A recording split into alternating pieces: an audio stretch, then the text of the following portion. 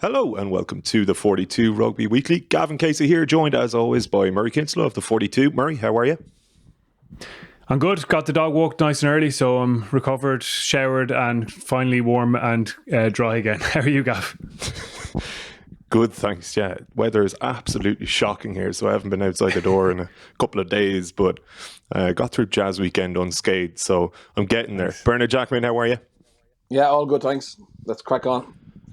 Let's do it. We're going to wrap on the province's URC blocks, just see which way the wind is blowing for each of them. Touch upon the women's squad at the top of the show for the November internationals, both of which will be staged at the RDS, and then look ahead as well to the men's November series. And I think that's just about it. We'll keep it to about an hour and let the lads off with their days. Let's start with that women's squad, Murray. So 6 uncapped players for the games with Japan and the USA. I was personally delighted to see Chloe Pearce back in there as well. She was outstanding for Munster over the Interpros, and it's just good to see that Interpro form rewarded with a return to the fold. What do you make of it? And I suppose considering these are going to be Adam Griggs' 2 final games in charge, what are you expecting from the series as a whole? How much do you anticipate he might integrate some of those players in? I would imagine there will be an element of that. I mean, this is the start of the next chapter, really. I know, as you say, Adam Griggs will be stepping down and Greg McWilliams will be coming in as we discussed, but it certainly is a chance to get things kick-started, and that's a positive, those 6 uncapped players. You look at someone like Maeve O'Leary, who was superb in the Interpro series, and indeed all the players who've been called up, and it's just good to see that kind of form rewarded. As you say, Chloe Pearce was an absolute standout in that championship, just devastatingly destructive with ball in hand, and it's wonderful to see her back in the mix. Has obviously played for Ireland before, but kind of been on the periphery of it since getting capped, so she'll absolutely add something to the squad in terms of her momentum, in terms of that carry and ability to beat defenders. Anna Capeless is back in there, which is again a positive. I thought she'd been playing really well for Ireland before she kind of fell out of the picture a little bit.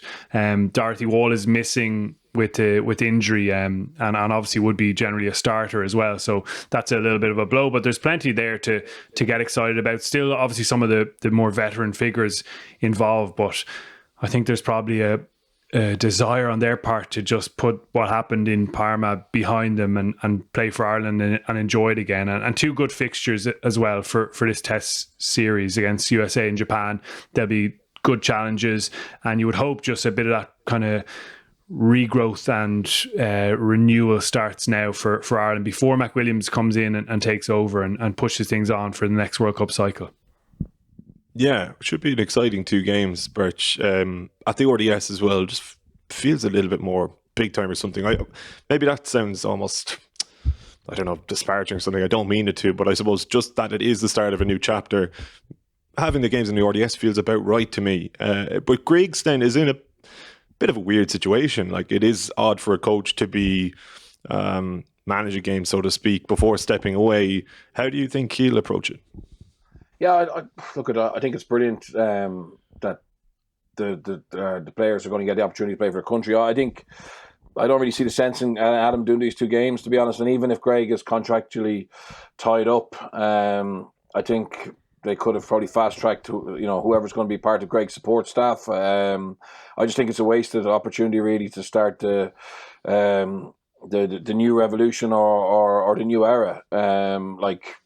It's very rare someone underperforms, it moves on and gets to have whatever, 2 games that are going to be crucial in terms of getting the team ready for the Six Nations. Now, maybe behind the scenes, Greg has had an influence on selection. Maybe can have an influence on how they train and play, but it's just a strange one, really, and I don't really see the logic in it, to be honest.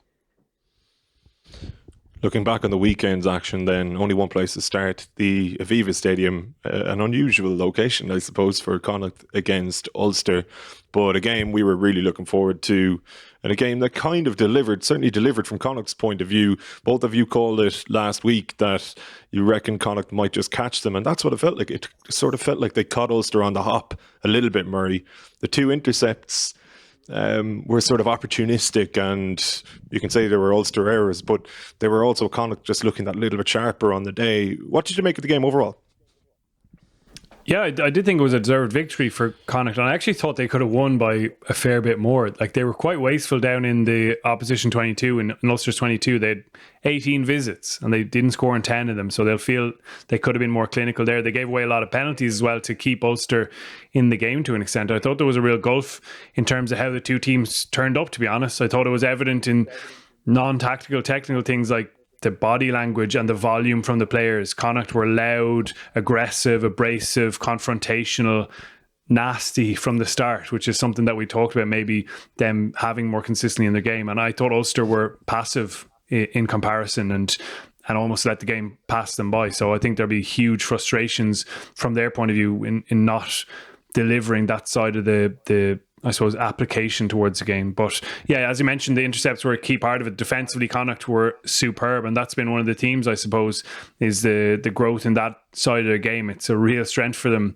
now, and even you saw something like Jack Carty blocking down against Munster and scoring a try off it. They're going and making big plays with their defence, which is good to see, and totally deserved. It was almost not surprising. We both backed Connacht because we know they can bounce up and down and recover from disappointments.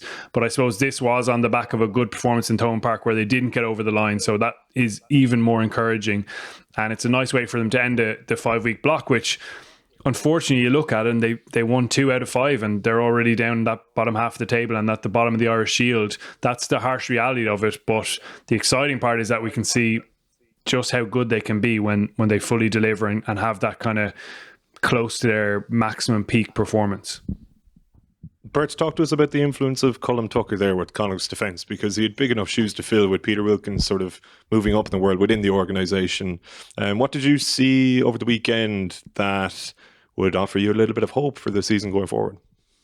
Yeah, look, I thought it was excellent, to be honest. Obviously, they defended well in Munster, but because of Munster's deficiencies in attack at the moment, that's not a real test. And I'm not saying Ulster's attack is perfect, but they do have attacking threats out wide.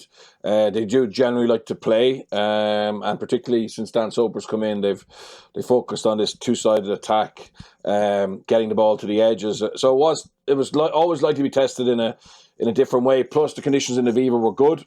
Conditions in Munster that night were difficult. It became an arm wrestle. So for me, that was the big test. And obviously, I think it was going to take him 4 or 5 games to get into it. A very, very difficult task to come in from within. So come in from your academy, a little bit unproven, to go into a senior coaching setup where the old defence coach is still there, who's now a senior coach, and to effectively rip apart his system and philosophy and put your own in place. So I think people need to understand how difficult that can be. And so many coaches, they give on their philosophy a little bit for the sake of the dynamics of the politics of the room as such. And I know Pete Wilkins back 10 years. He's a phenomenally good guy, and I'm not saying that he would be difficult to work with or anything like that, but just, you know, the senior coach has done this for the last 3 or 4 years, and you're coming in and actually changing it up. So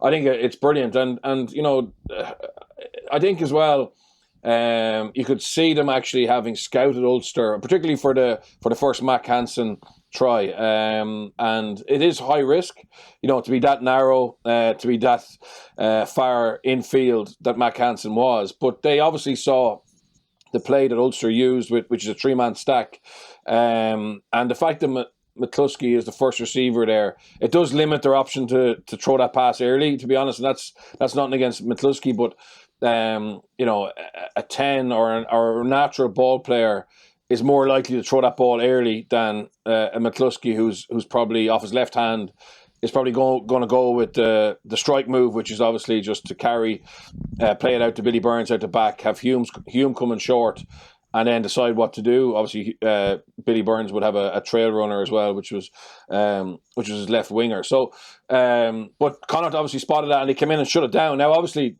I don't think they would have expected to get the intercept, but they expected to stop and catch Ulster behind the gain line in the middle of the field. So, I credit Connacht for that. I would be shocked if they did that every single time. I think the next time they play against that type of play, you'll see a different type of shape, and that's what you want from your defence, to change things up. And then, just in fairness, in just the attitude of the players in terms of how they worked off the ball, how they hassled and harried Ulster. And in fairness, they did bring, and everyone says, oh, line speed, emotion, physicality. So I don't want to talk about that shit because it's just so generic. So I'm trying to give you one example that set piece example was an example that we haven't seen that often. Lots of teams play a hard 4 up in that situation, but very few will give you 40 metres on the outside as Connacht did, but they were brave and they shut it down. They got the ultimate reward, which was the intercept. So I think it's great. I mean, and Andy Friend, in fairness to him, he took, and credit to the lads, Mossy Lawler and Colm Tucker. I think they're obviously very good coaches, but I think I have to give Andy Friend credit as well for seeing their potential and bringing them through. And Mossy, on the other side of things, the try for John Porch, we can question the defence, but it was a well executed set piece try where there was good detail, really good timing, and they got the reward for it. And I think both Mossy Lawler, Colm Tucker, Dewald Senegal and bias in this, but he's done a good job in stopping that maul defence being a massive weakness, and then Wilkins is putting it all together. So the job well done. I agree with Murray though. It's been a poor start, but I would say when you compare their fixtures to the teams, obviously they're competing with the Irish teams for European qualification, but realistically having played Munster and Ulster and gone away to Cardiff. The only real disappointing result for me was the Dragons at home. That was one that they'll rue for maybe the whole season. But in general, they've had a difficult enough fixture list, and winning that match just gives them a chance. If they'd have lost that game, to be on 6 points, after 5 games and all the other Irish provinces on more than 20, or obviously we would have fancied Ulster you would have thought Munster would have won. But for the other provinces to be on 19 plus, it's very difficult to see them making that up later on in the year.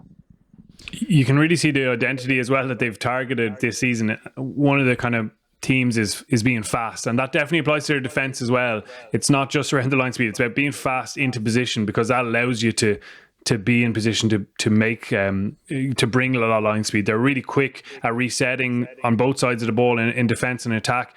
You're seeing that reflected in some of the stats now as well. Just looking back at it this morning, like they're top 3 in the league so far for dominant tackles, which was maybe not something that was happening so consistently before. Their tackle success rate as well is second only to Ulster's in the whole competition. So they're technically really sound around the defensive side of the game. And then you look at that fast team on the other side of the ball, their average ruck speed is second only to Leinster's, whose is obviously ridiculously quick, 2.8 seconds for Leinster, and Connacht are just over 3 seconds. So you're actually seeing the teams and the identity that they've really pushed forward being illustrated on the pitch, and that's really pleasing for them, for the coaching staff in particular. Like also the Wilkins, Pete Wilkins taking over the overall attack. It was a big job for him and a big shift. And I think the most pleasing moment for him is that Niall Murray try, because you don't really see those kind of multi-phase attack tries a whole lot in the game anymore. It's very often early in your possession off set piece or off turnover that you're scoring tries. But that was a nice bit of shape, a lovely bit of interplay, obviously, to take advantage of some poor Ulster defence. But he would have been so pleased with how they played through Ulster there as well, without needing to go necessarily straight to the width. So yeah, there's lots of positive signs there. And the next block is going to be so intense for them, isn't it? You obviously have this period of inactivity for all the provinces, but then you're into 8 weeks, I think, in a row with Champions Cup and with URC. And I suppose this period gives them another chance to reset now, have a lot of players whose main focus is going to be resting up and then coming straight back to Connacht and driving things on. So they left up in a really promising place.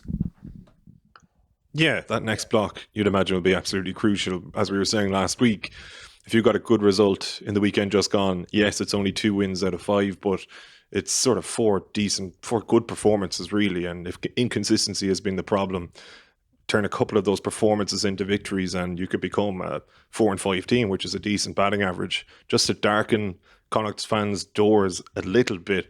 Colin Grimes in the WhatsApp group last night, the members WhatsApp group, Murray, I think he was listening to Off the Ball and they reminded him that, say, Jack Carty is out of contract at the end of the season. And I think he was one of the first players to volunteer to take a pay cut. But But say with his international future looking uncertain to say the least, and potentially over, like really, if, as we said in the pod before, to use your phrase, Birch, his face doesn't fit for whatever reason, or if they just feel as though he's not good enough, do you see difficulty in hanging on to him at the end of the season if he feels as though that door is shut for a place in Irish squads? Yeah, I suppose that is a concern. I don't know where Jack Carty's thinking is at the moment, but all that stuff is happening in the background. There's a huge number of players, both high profile and squad players, out of contract at the end of this year, and lots of that stuff is now happening earlier than it was last season. I mean, we mentioned McCluskey there. I know he's one in Ulster who's out of contract, and what a massive player he is, and what a big addition he'd be for many clubs around the place. I suppose with Carty, he's now stepping into that leadership role and captaining the side, and there's a real sense of ownership there, and I'm sure Connacht are well aware of that. There's definitely loyalty there and massive pride for him in representing the province, and you can see the passion he brings to it, and the desire he has to play for his native province, I suppose. Yeah, he's going to be in demand, absolutely. Like, he had chances last season, didn't he? I think Clermont was one of the possibilities. There was Premiership interest, and absolutely there'd be, I would imagine, offers there in front of him. So that'll be a huge decision, and I think it is certainly concerning that he's not in the Ireland mix. Same applies to someone like John Cooney. You know, international rugby has been the massive carrot in terms of keeping guys at home, but if you're so clearly out of the mix, and I suppose so clearly not favoured by the current coaching staff, that's got to be a big part of your thinking. Just on Carty, I actually watched last night Ireland-Japan from the World Cup, because I'm doing something for next week, just preparing for next week. And, you know, the narrative is, you know, he's the fall guy for that defeat. And I'd urge anyone who thinks that he was the cause of that defeat to watch it again, because actually that's far from it. He had a more than a decent game. So I think and I think also he would accept, and anyone who's working with him or watching him would accept, he's a more mature player now. And even his leadership qualities, you can hear him on the ref mic in the Viva on Saturday evening, really bossing his players. He's taking responsibility, and he's having a massive role in Connacht's performances. He's not shying away from taking responsibility on the field, ball in hand as well. So I think he shouldn't write off. I think Cooney, I would understand if Cooney, you know, feels his face doesn't fit, but I'd be very disappointed if Carty can't find a way back in, to be honest. I don't think he's that far away, to be honest, and I think Harry Byrne, who I rate highly, definitely has potential to develop. But I think if there's a World Cup in January, you know, and you're bringing three out halves, I'm not sure you'd bring Harry at the moment, just because obviously of his injury profile and maybe lack of experience of having to rough it out. You know, let's be honest, whatever 10 plays for Leinster has an armchair ride, whereas Jack Carty's used to having to fix things on the run when Connacht don't get dominance up front, or their set piece lets them down, etc. So I would say Jack Carty isn't a million miles away, even though obviously, you know, it looks like he's completely out of the loop. And again, I don't think he was the reason we lost against Japan in the World Cup. Yet it's a very simple way of shifting blame onto you know, a relatively inexperienced 10 at international level. Could talk about that 10 picture all day, but we need to chat about Ulster as well. And I suppose Murray asked, firstly, what went wrong for them? It seemed as though they lacked a little bit of invention, and maybe some of the cracks that they had papered over very well in previous games came to the fore. And like, there was a caveat in those cracks as well, in that they had been absolutely decimated by injuries. We had said for the last few weeks they'd done very well to get the results that they did get. It just felt as though, again, I suppose to say what you guys were saying last week, that they were caught over the weekend and just weren't up to speed for whatever reason.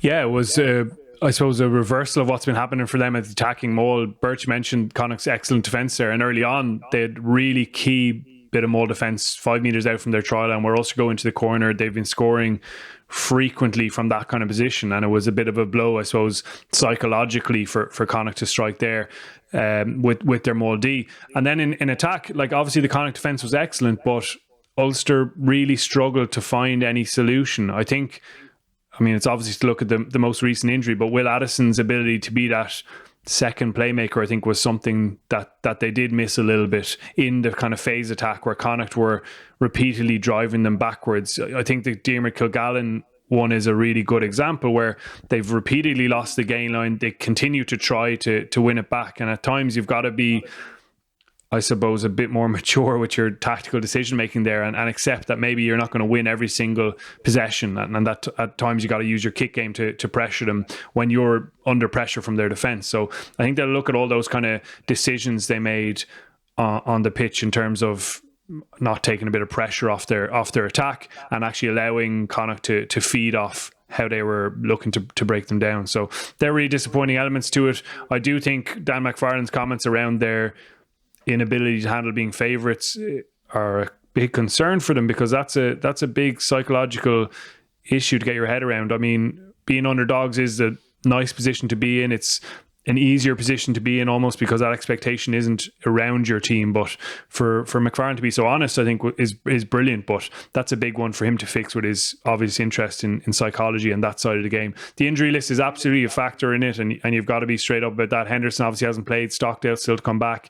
You've got longer term injuries like McGrath, Marshall, Izuchukwu, Jordy Murphy's been out. John Cooney obviously has been such a heartbeat for this team, and now Addison on top of that. I'm probably missing a few others as well, and that's pretty much like, you know, half a team, if not more, of quality and experience to come back. So they will have boosts in that regard. But to be honest, weirdly, considering they were 20 out of 20 before this match in terms of match points, I think it was kind of common. There was fault lines in the performances around attacking breakdown, around inability to finish chances, and I'd say that is the wake-up call that was almost required in a sense. McFarlane's comments, Birch. Oh, sorry, you want to come in there?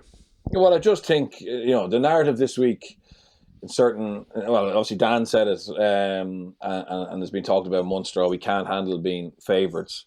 Like, we're 25 years in professional rugby now.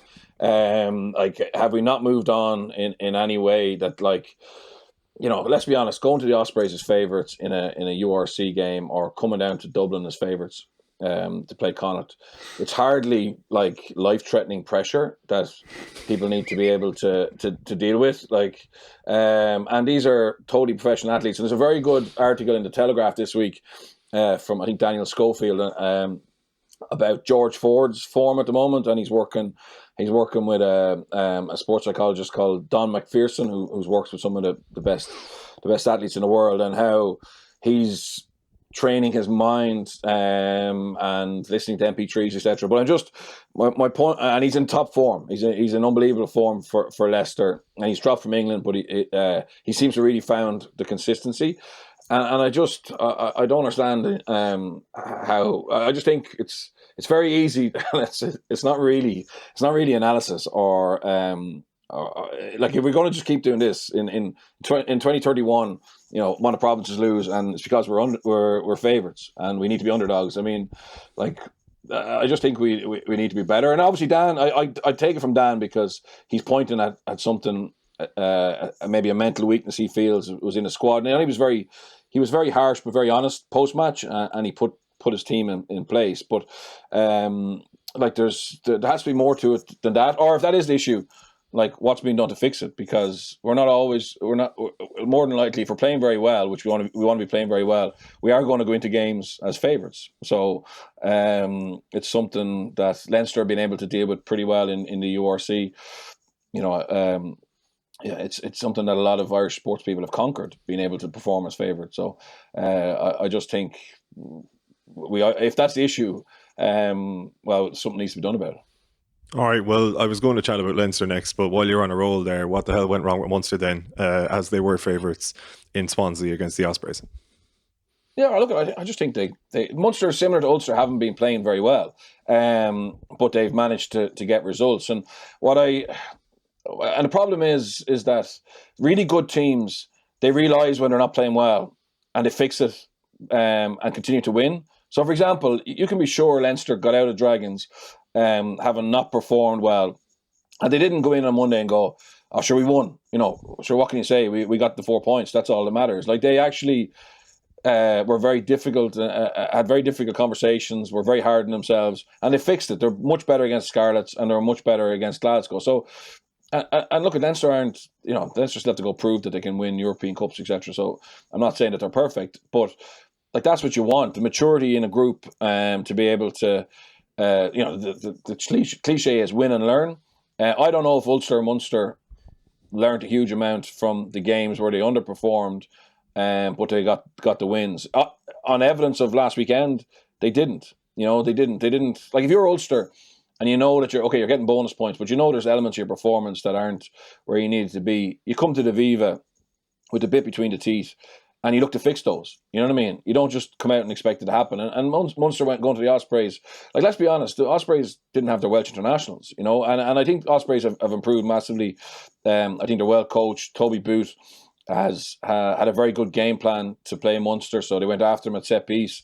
They kicked very well. They played off 9, very narrow off 9. So you saw Reece Webb just taking a couple of steps, little runners off his shoulder. It didn't break Munster. They didn't make line breaks. But it frustrated the hell out of Munster, and they built phases, and they stopped Munster being able to get any big impact moments. So I think that was smart. It was a kind of pragmatic game plan to beat a team that had more tools on paper than Ospreys did. Munster couldn't. They obviously got pinged for that double bank maul early on, and John Ryan. Definitely things have been getting away with first 4 rounds. So you can be sure referees. And I know referees have been getting examples of this pre and post match, and eventually someone is going to pick up on it. But there's no need to do that, particularly for that try that was disallowed. I mean, they're already shifting the ball in the air. They're dropping it down to another pod. You don't need to double bank on that because you've actually moved the point of contact. So just little elements that are a little bit sloppy that have been getting away with. They didn't get away with it. The scrum got into big trouble. And the worrying thing for me, and this is something that's been common, is their Munster pack, despite being dominant in the maul, in terms of their carries, aren't actually giving them front foot ball. So I would feel sorry for their 9s and 10s at the moment, because they actually aren't. They're rarely on the front foot. They're rarely on the front foot, and the Stormers shut them down. Connacht shut them down. The lines round 1 weren't really at the races. Around 2, when I played lines weren't really up to speed. So their attack has given them nothing, and looks really poor. So you're relying on them getting penalties to get you into the corner and to be able to maul or pick and go over. So Munster, despite having a lot of points, I don't think if they do this review properly of block 1, I don't think I'd imagine a lot of stuff that they've worked on in pre-season hasn't come to fruition, which is fine. I mean, it's early days, and they have got points, but realistically, they're going to need to be a lot better, I think. It's a curious thing, Murray, isn't it? Their apparent reliance on their forwards, because it would appear as though they believe their pack is a lot better than it actually is, or than it routinely performs, and really, it's a reliance on the rolling maul and not much else. Like, you look at how they set up a few phases after set piece, even some of their strike plays off set piece. There's not a whole lot to it really at the moment, or so it seems to my more untrained eye anyway.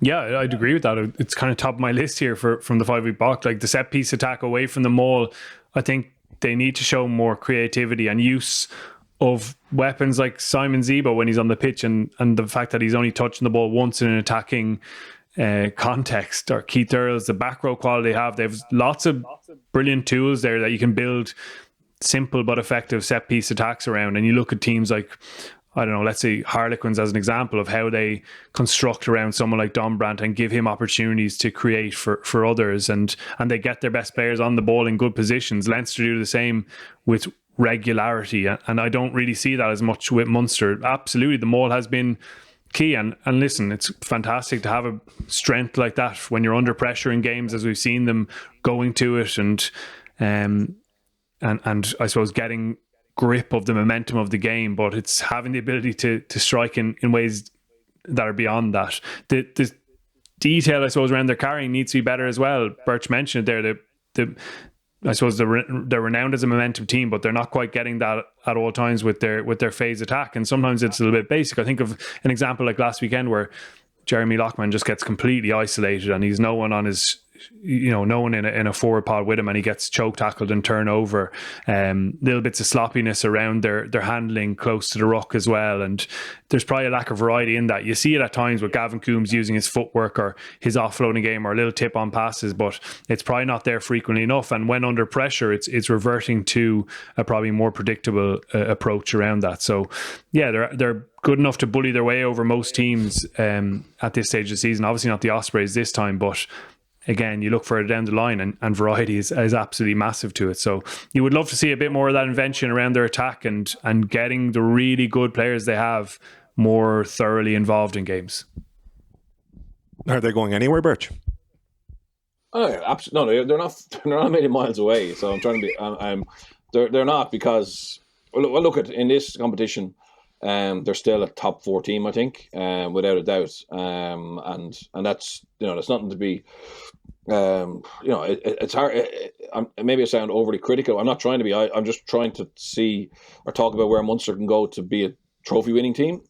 And I think that should always be where Munster expect to be. And unfortunately, I think in some ways that's half the frustrations I have, is that some Munster fans that I speak to kind of have taken it for granted that they're not at that top table anymore.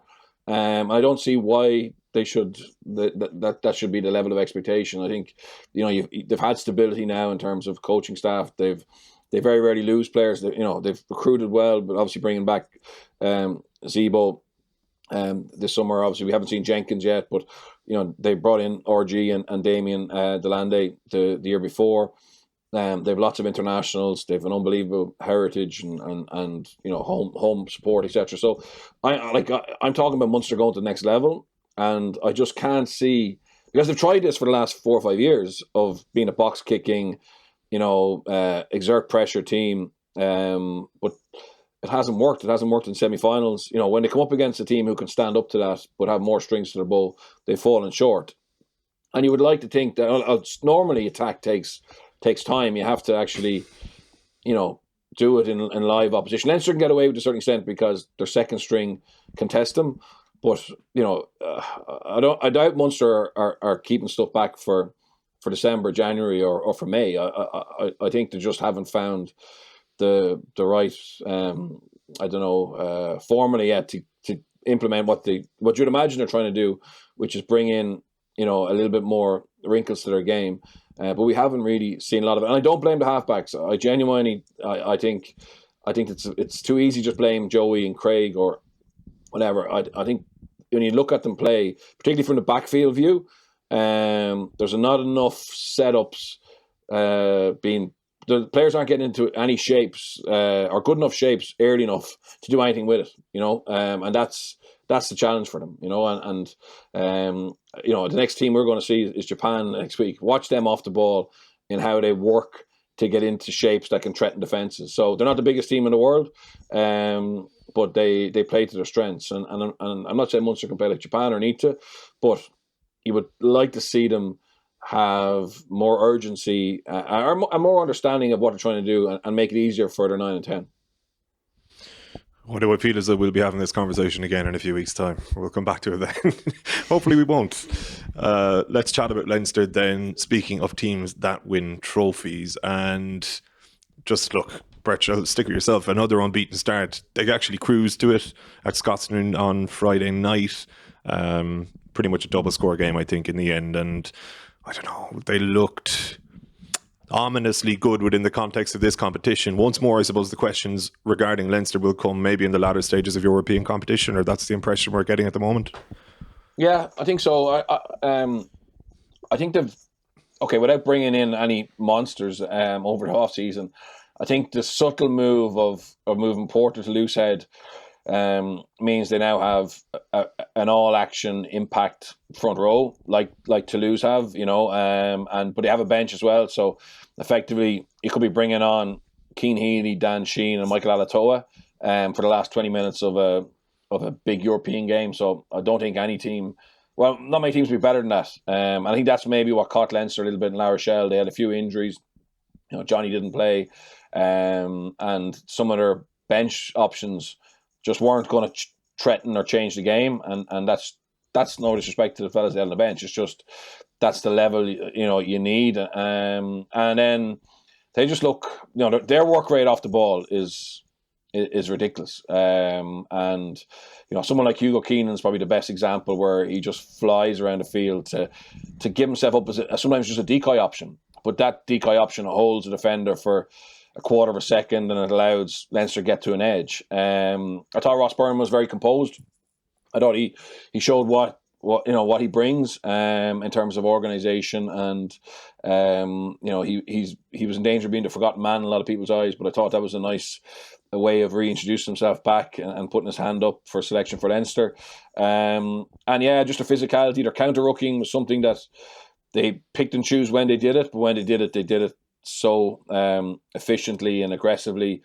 And again, that's something that I think they just targeted Glasgow in that aspect. So you're seeing little slight changes, game by game, to go after an opposition in an area they feel they're strong or weak, but to make a mark. And they're humming along nicely now.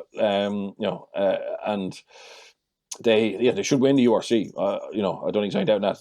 And I think that's the level, that's the minimum for them, which sounds harsh. But then obviously, I think that this squad probably need to win Europe to be able to feel they've accomplished what their talent deserves. It's a fair point as well about the bench, Murray, isn't it? It feels as though they do have that little bit more oomph coming off of it. And look, we know their squad is about 50 men deep. Generally speaking, it's more than good enough to win this competition, but it is, I suppose, for Leo Cullen and Stuart Lancaster about finding that balance for those European games, where we saw, say, against La Rochelle, the impact that came off La Rochelle's bench versus Leinster's at that time changed the game really, or won the game. So do you feel as though they're actually moving in the right direction in that regard, as Bert was saying there? Yeah, absolutely. And they'll have their fingers crossed for injury luck on that front, because if they keep that 6-man front row unit intact, it's going to be a massive weapon. The same with their 10-man back row unit. Like, you pick whoever you want there, and it's going to be a brilliant back row, plus one or two of them coming off the bench to change games. Like, you look at the 23, they can feel that. And if they again have injury luck, it's going to be ridiculous when they get to those big games. I think it's going to be so hard to pick the back row, because you've seen Levy growing in form, Deegan's back now competing, Van der Vlier's playing brilliant rugby, Conan's a line, Doris is just a brilliant rugby player, and there's several others there competing. Like, we haven't seen Scott Penny, and he's a brilliant back row. And that is the challenge as well here. You mentioned the 50-man squad. Like, it's an even bigger challenge now, because there are fewer games with URC, even with Champions Cup pool stages. And it's going to be really tricky keeping everyone happy and keeping everyone at home more than it was before. Hopefully we'll see a lot more AIL involvement for the younger guys in particular, but you're not going to see guys who just missed out in Ireland squad going back to the AIL and playing a lot of rugby there. So I think that'll be a fascinating part of the landscape moving forward, how they fill these gaps now. You've got a month here without games. In the Six Nations, you've got 2 games in the space of 7 weekends, I think it is. So it'll be fascinating to see what happens there. Our members newsletter this week was around my hope to see the Ireland Wolfhounds back in action. There's been a bit of chat and murmuring going on around that, and certainly it sounds like the RFU are open to having that happen, and that would be good to see. I think people would be excited by it.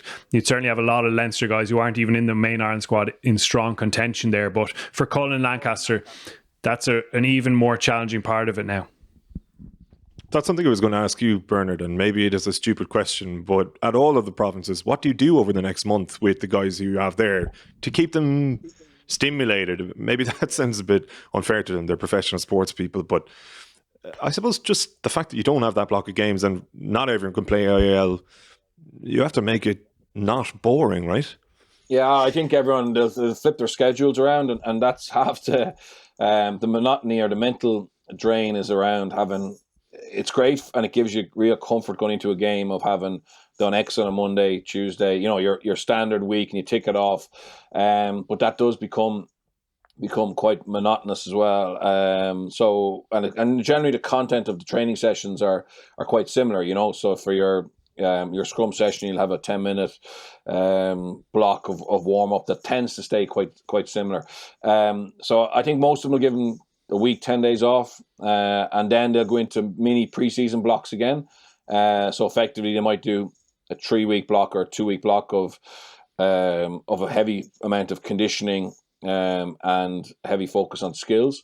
And then they'll go back into kind of match mode 2 weeks out, with obviously not having a game that Saturday, so you can go a little bit heavier at the end of the week, and then they'll be back into normal thing. And a lot of them they'll do kind of challenges and games around that S&C part, where they'll split into teams and they'll all be competing, because players like that, and there'll be some kind of a carrot at the end of it. So, and then I think some of them will do some team building stuff offside as well, and hopefully I'd imagine some of them have a few beers together somewhere or a meal, and just try and make sure that you come out of it physically in great shape, but also mentally a little bit recharged. That's the beauty of this season.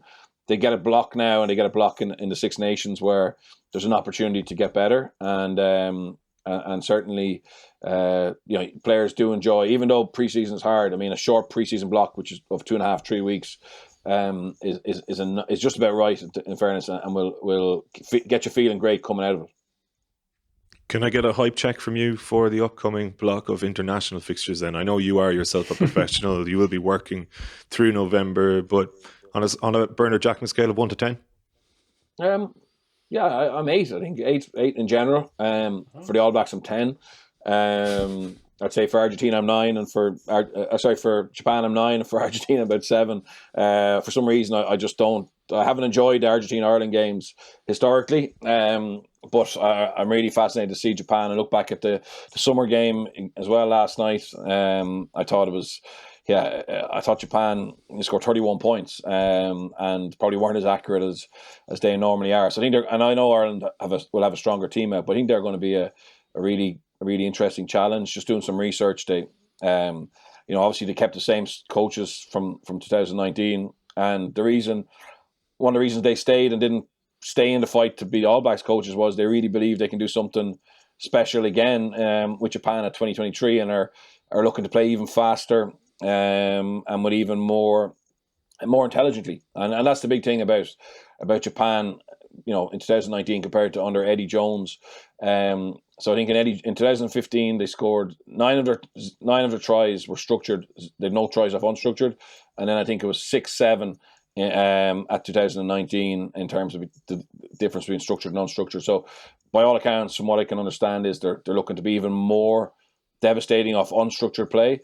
I'm looking forward to seeing how that's developed. They've been hurt by COVID as well, because they had massive momentum coming out of the World Cup. We obviously didn't. We needed to reboot or rebuild. They just couldn't get the opposition or the calendar to suit them. So I think they see the light at the end of the tunnel now, and they're coming here, and I think it's going to be fascinating. And I don't know where Ireland are at. I don't know where Ireland are at, which is intriguing as well. I'm looking forward to it. Yeah, we'll get into that Japan game obviously next week as well, Murray. But just to stick with them for a moment, because Birch alluded to it there, they came into that July game cold, but like really cold. Like they're coming into this one cold, the same as Ireland, in the sense that they haven't played in a few months. But in July they hadn't played in a year, right? Like they hadn't played a test in a really long time, and 31 points. They looked good against a makeshift Ireland, granted, but it just feels like this could be an absolute corker of a game, and an actual serious test as well, just with Japan having shaken off that rust in the summer. Yeah, absolutely can't wait for this one. And the way they play is the most exciting part of it. Japan are now the big attraction in Test rugby, aren't they? It was funny, I got onto my brother before these tests and said, we had access to tickets, and I said, which game are you most interested in? He said, Japan, please. Even more so than the All Blacks now, because he wants to go and watch Japan play rugby live in the flesh, and it is a thrilling sight. So he's definitely going to enjoy that. And I think a lot of people are in that boat. They haven't actually played any rugby because of the league format over there. So as Owen Toolan was saying in Monday's member podcast, they only played last weekend against Australia. That's the only rugby they've had. So while we're talking about some of Ireland's squad being potentially undercooked, obviously Japanese players have been conditioned really well, and they're always really well prepared in camp, but haven't got a huge amount of rugby behind them. I wouldn't expect that to be a great deterrent to them playing the same kind of rugby and with the same tempo. And yeah, massively looking forward to that. It's a series that'll test Ireland in different ways, but it's a series where Ireland need to really focus on what they need to get out of it. It was fascinating, obviously, to hear,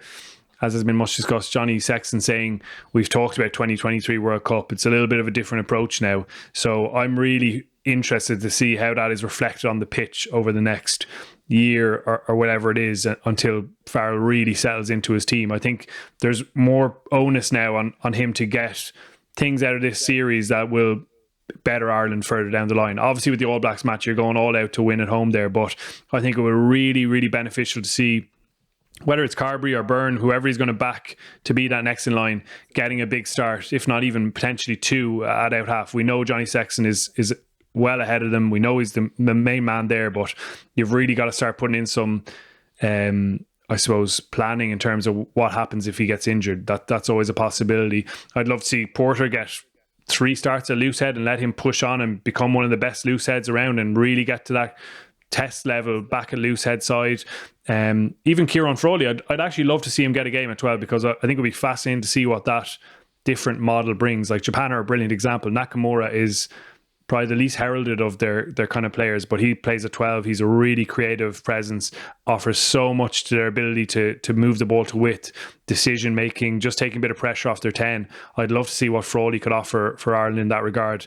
And we know they have good centres who we know what they can do as 12s and 13s. So it's just about finding out little things. Robert Balakoon's another one I think could make Ireland better in the longer term. So get minutes into him as well. And I suppose the last one that I was thinking of was around the 9 and how they're going to go with that now, because Conor Murray's been the stalwart, and I don't agree with all the kind of talk about his demise. I think it's a little bit exaggerated, but he is a different 9 to someone like Gibson Park, who Farrell is clearly a massive fan of and offers a different approach, a more, I suppose, heads up, as they talk about in Ireland camp, approach to it, and an ability to snipe down blind sides and really lift tempo. And I suppose you've got a kind of clash of styles almost there, without exaggerating it greatly myself. And I'd love to see them kind of settle to what they actually want there from their 9. So loads of little bits from Ireland that I'm interested. And I hope this series isn't just about winning momentum, which is obviously important to a coach like Farrell. It's easy for me to talk about these things and not just the wins, but there's definitely an onus to get more out of it than that. Just to correct my own chronology there, Japan did play the Lions a week or so before they played Ireland, didn't they? But feck it, was their second test in about 2 years. They did pretty well. Birch, just to pick up on what Murray was saying there, what would make it a successful November for you? And again, we will be coming back to this in a bit more detail next week, but just looking at it as a block of fixtures for Andy Farrell and co, with your coaching hat on, which way are you leaning? More so towards momentum or more so towards experimentation and the like? No, I think it's momentum. I think even Johnny admitted that there's been frustrations with some of Ireland's performances in terms of, consistency. So it's to find that, and that's what Ireland were so good at under Schmidt, was they were just very consistent. Like every week you knew what they were going to bring. And that hasn't really happened yet. I would say 2 out of 3 in terms of results.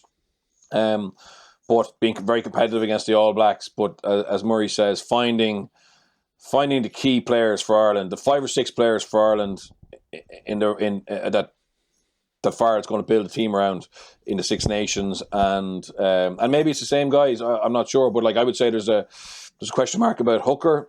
And there's a question mark in terms of the back row. I'm not sure who the number 1-9 is. We're not 100% sure. If Johnny doesn't play, how Joey's going to play. I would imagine the pecking order is Johnny, Joey, Harry.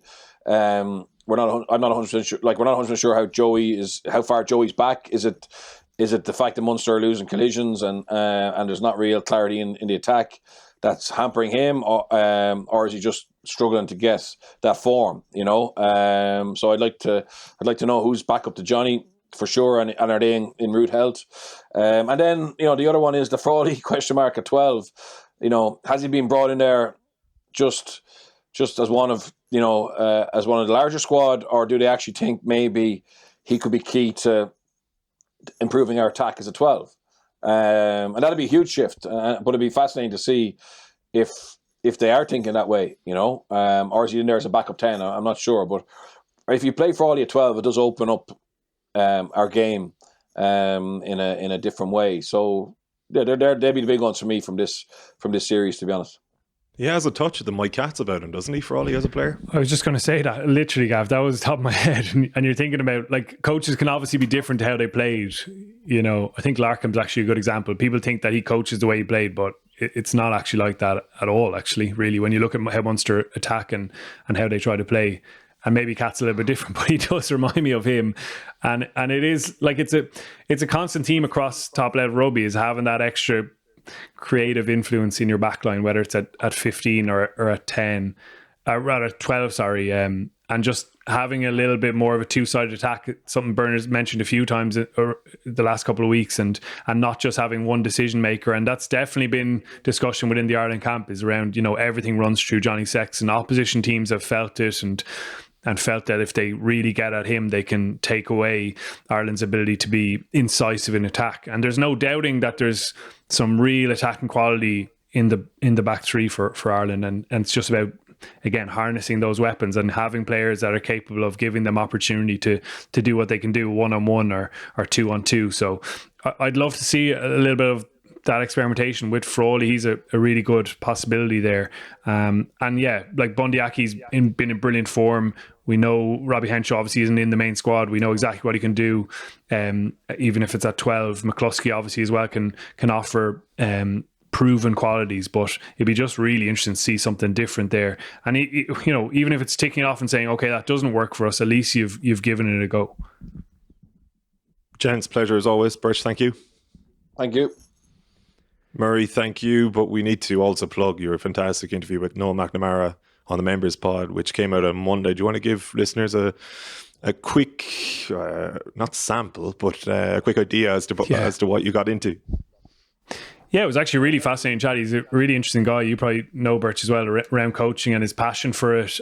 He's got a teaching background, and you can see it straight away. He's such a good communicator, and he's so clear with his ideas. And myself and Owen got into just his new gig with the Sharks. He's attack coach there. Obviously a new culture. It was fascinating just to listen to himself and Owen.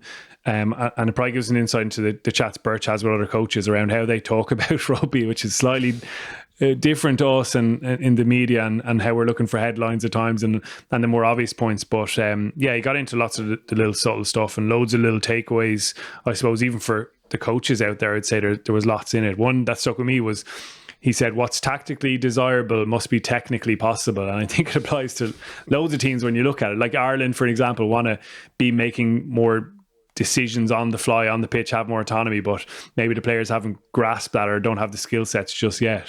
So yeah, Noah's an interesting guy, and we got into all that and his future as well. So great to have him on the pod, and we're going to have a few more guests like that over the next few months. So yeah, if people are interested in a bit more rugby coverage, we're out every Monday on the Members Pod, and always plenty to discuss there. Yeah, I had a lot of people get onto me actually looking for like a link to that podcast, but you've got to be a member of the 42. It's members.the42.ie. If you want to sign up, you can take a look at the homepage or the landing page there and see all of the offerings. There really is a good bit to get through. It's a €5 a month or €42 for the year. A reminder as well that Behind the Lines number 5 is on sale on the 42 shop. It's just www.the42.shop to get into our Shopify site. €12 for Behind the Lines number 5. That's about it. We'll be back in this regular slot next week. Until then, mind yourselves and take it easy.